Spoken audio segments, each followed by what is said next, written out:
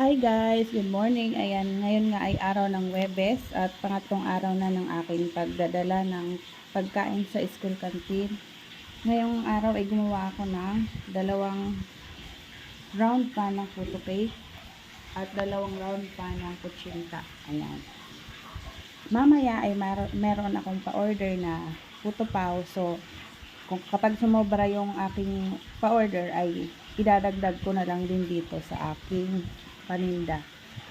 So, konti lang din naman ang dinadala ko doon dahil mahal ang puhunan natin ng puto pao, kaya kailangan talaga is yung mauubos lamang sa loob ng school. Ayan.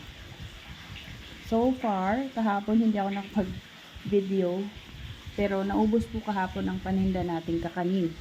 Ayan. At meron pa nga tayong na-reject na puto cake dahil nasobrahan ko siya sa init. Ayan, ang temperature ko ay masyadong mainit at nasobrahan ko din siya sa timer. So, yung palpak na yun, ang nangyari doon guys ay kinain ng aming aso. Ayan. So, hindi naman nasayang yung aking ginawa dahil nakain naman yun. Ang reject kasi na puto cake guys is sobrang bumabagsak siya, tapos mabigat na ang puto cake. Samantalang yung mga okay ay magaan. Ayan. So, yun lang muna guys for today's video. Ayan.